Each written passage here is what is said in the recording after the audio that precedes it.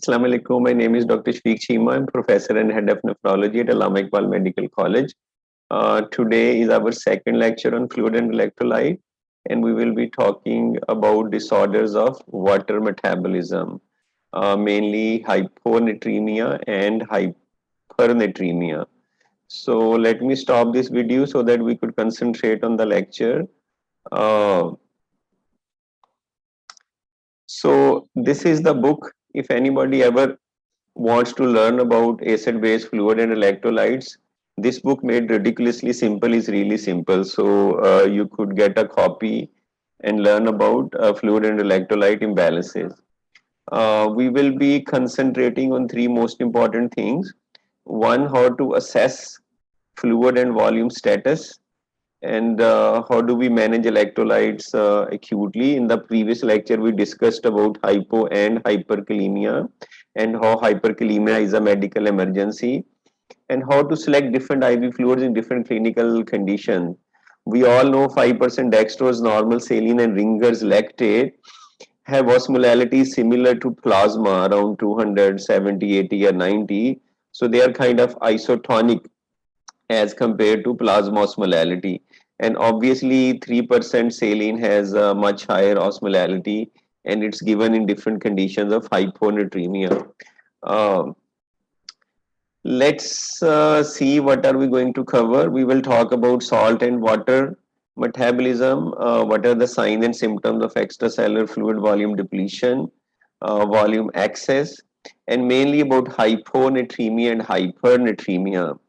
Uh, these are the disorders of water metabolism, not sodium metabolism, because a low serum sodium concentration of less than 135 does not tell us whether the total extracellular fluid sodium is increased, decreased, or normal. It does tell us that there is an excess of water relative to sodium. Similarly, hypernatremia would tell us there is a deficiency of water. Hyperkalemia, we had already discussed, and if we do have some time, we will talk about some clinical cases.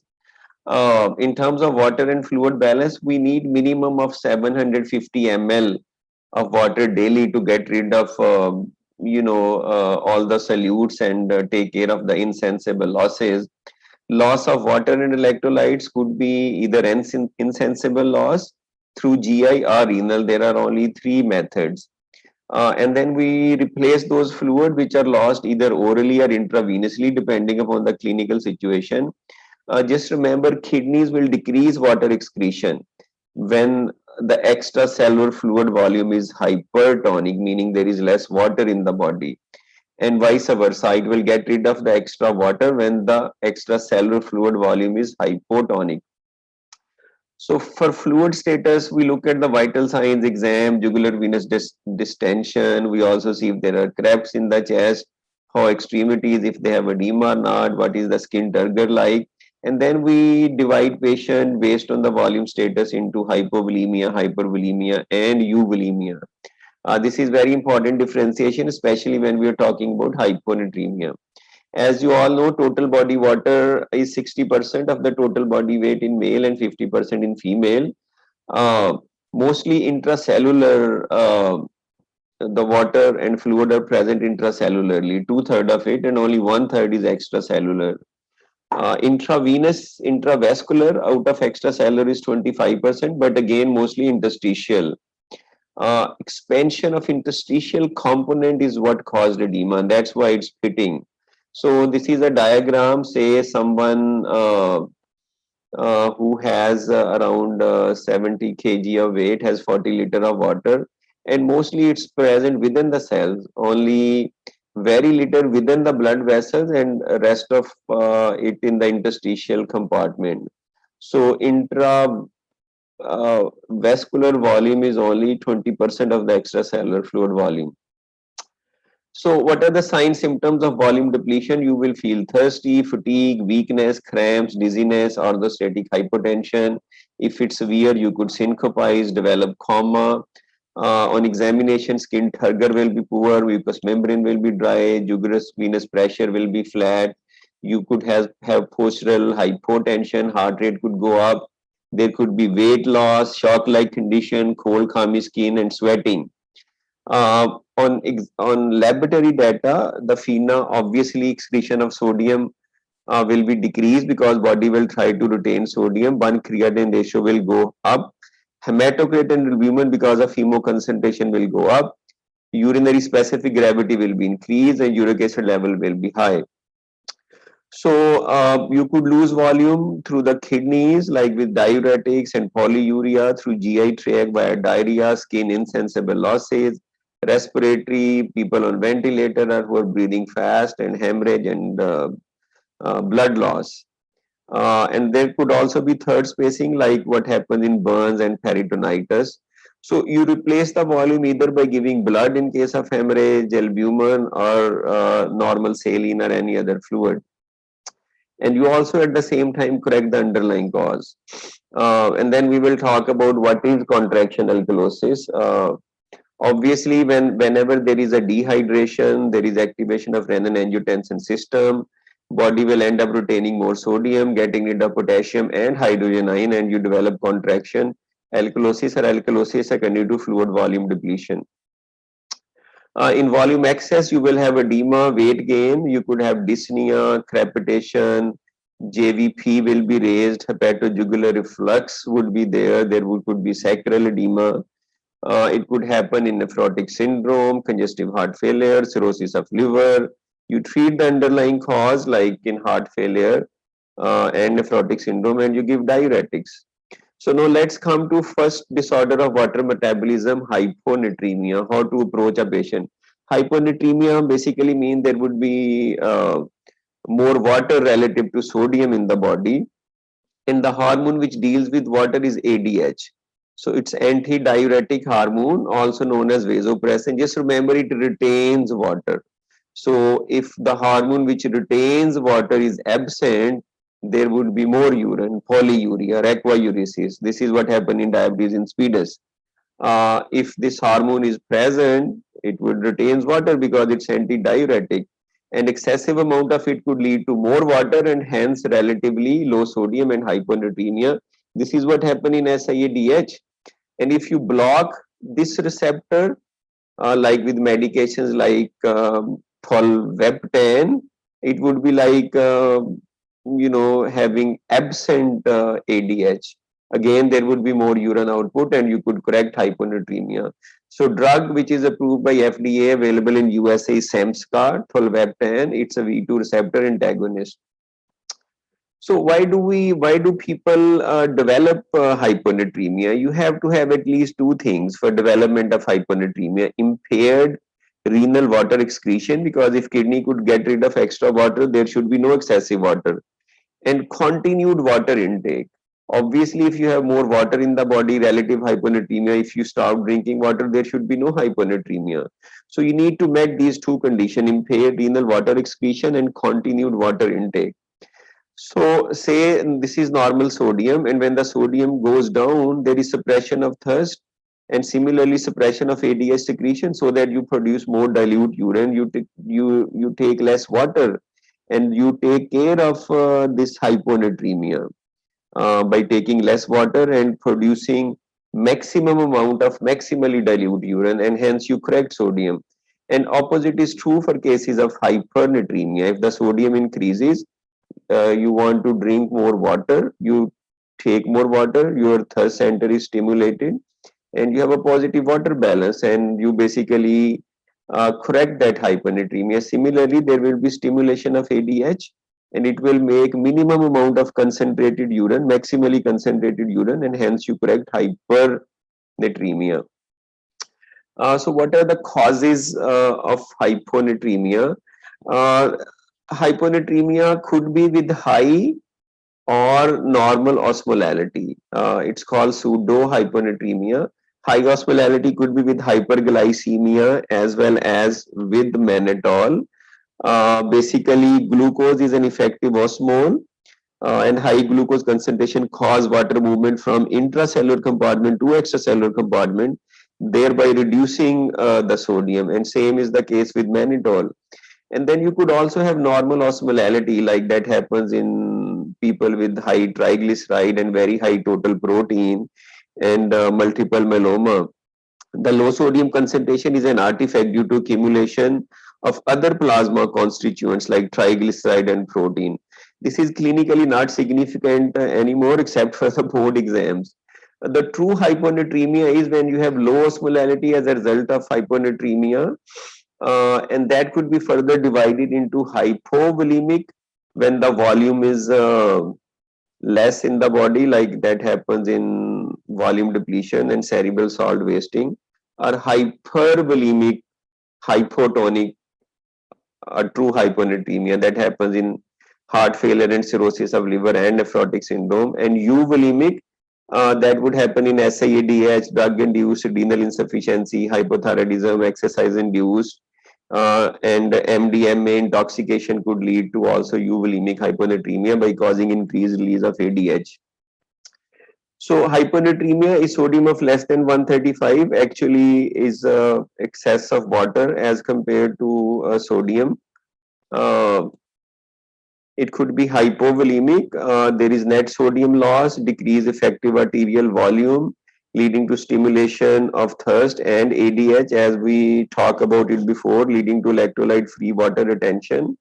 And hence it leads to hyponatremia. Hydrochlorothiazide could cause volume depletion, potassium loss. So potassium would come out of the cell and sodium will enter the cell, causing hyponatremia. Similarly, hypervolemic hyponatremia will happen in CHF, nephrotic syndrome, cirrhosis, causing edema. But the effective arterial volume is less in all these conditions. Again, mechanism would be same: stimulation of vasopressin and retention of water. And basically, you treat the underlying cause in these and decrease the water intake, obviously. End stage and CKD also lead to hyponatremia with the similar mechanism.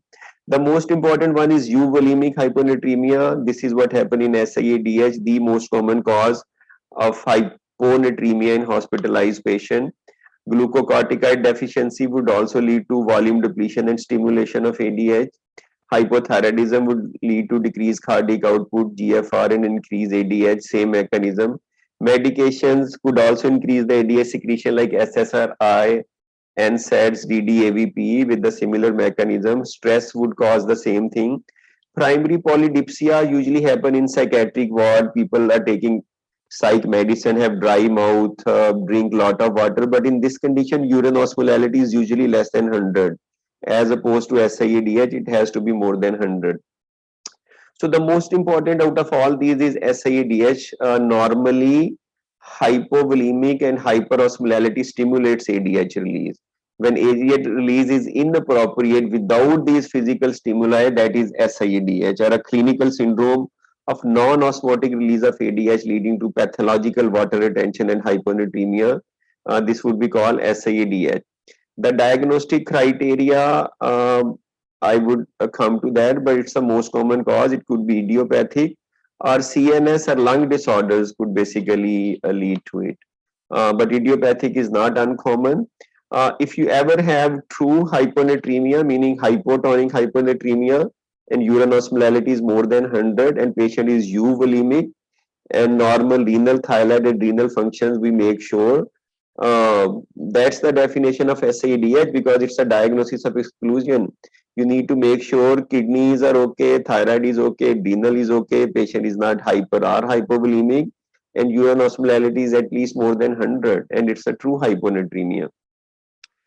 So, hyponatremia by gaining more water could cause brain edema, brain swelling, CNS side effects like malaise, headache, confusion, lethargy, stupor, seizures, coma, uh, and eventually death from brain herniation, brainstem herniation, by increasing the edema and intracranial pressure.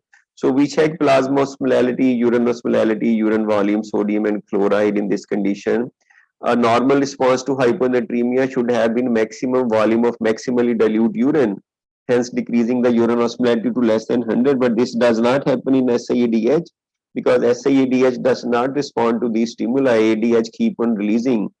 Uh, Urinary sodium, if it's less than 20, it could be volume depletion. So urinary sodium in SIADH should be more than 40.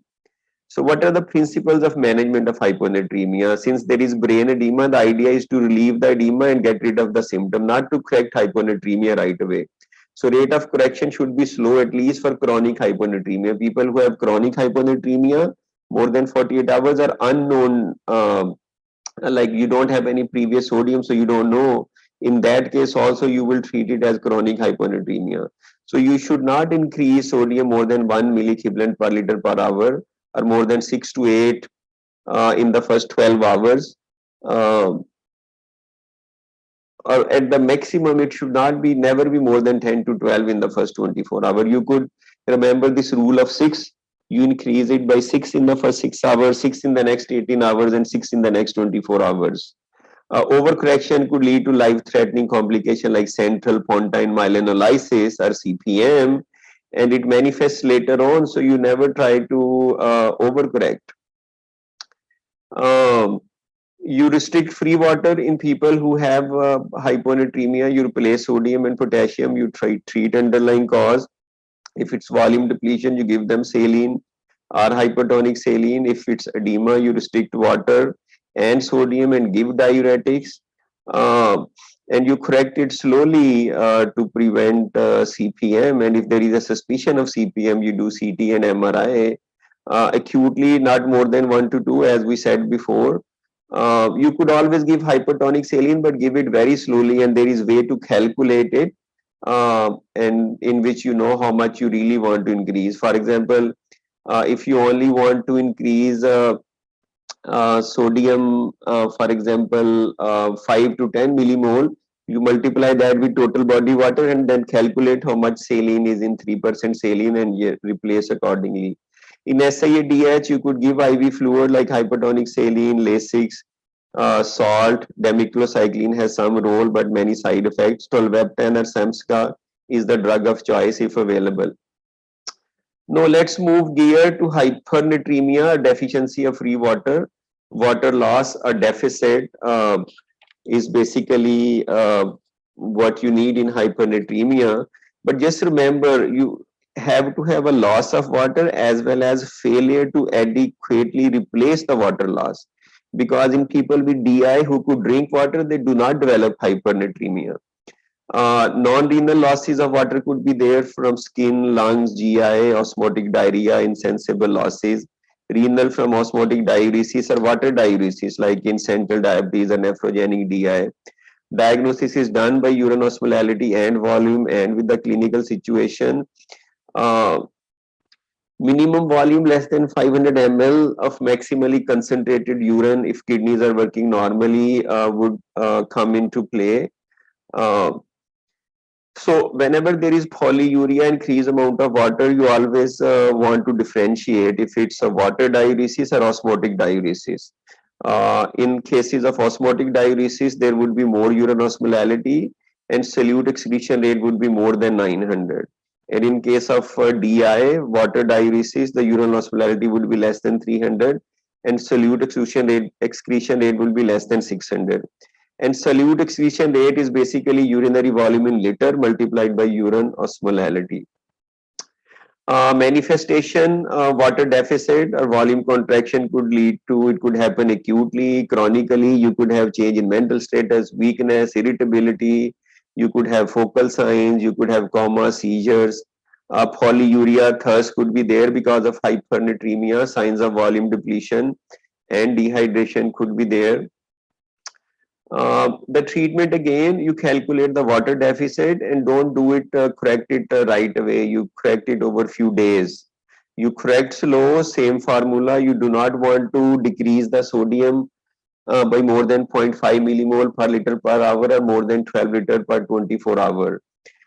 In central DI, you could give nasal DDAVP or vasopressin. In nephrogenic, hydrochlorothiazide, sodium restriction, there is some role of non-steroidal anti-inflammatory drug. Central DI versus nephrogenic DI, obviously polyuria will be there, but urine osmolality would be less than 250, and it would be mild if patient is able to drink water. Central DI is because of destruction of the hypophysis, secondary to trauma, neuropsychiatric disorder, neurosurgical problem, carcinoma, granulomatous condition. infections are idiopathic, but NDI could be from lithium, hypercalcemia, and hypocalcemia. So you do a water restriction test, and after that you give DDAVP. If DDAVP increases urine osmolality to more than 50%, that's central DI. But it will not happen in nephrogenic DI because the problem is at the receptor level and it will not respond to vasopressin. A simple case, a 45-year-old patient who has been started on hydrochlorothiazide and low sodium diet, presented with sodium of 119 and potassium of 2.1. The question is, what is the contributing factor? Is it hydrochlorothiazide, volume depletion, increased ADH, water retention, or potassium depletion? It's all of the above. Hydrochlorothiazide leading to volume depletion, leading to increased ADH secretion, water retention. And as I said, potassium depletion would also move sodium into the cells and could cause hyponatremia. So you basically give volume and stop hydrochlorothiazide. Um, so just remember for exam like USMLE and NLE exam, whenever they give a case of lung carcinoma like oat cell or small cell and hyponatremia, it's always SIADH. If you have hyponatremia and urine osmolality less than 100, it's primary polydipsia, not SIADH. If you have hyponatremia and diuretics, the answer is hydrochlorothiazide. And if you have a DI, it would give you hypernatremia, not hyponatremia, especially if patient is unable to drink water. And DKA would cause pseudo hyponatremia. And also in cases of polyuria, if polyuria is with low sodium, your differential is DKA and the clue would be hyperglycemia. And primary polydipsia could cause hyponatremia and polyuria. But if you have polyuria with high sodium, then the answer would be diabetes insipidus. So this is a very important slide. You could take a screenshot and you would be able to attempt and answer many questions. I hope this was quite beneficial like the previous lecture and you enjoyed it. Please subscribe to our channel Good Doctors by Dr. Shafiq Cheema and we will be uploading more lectures. Thank you.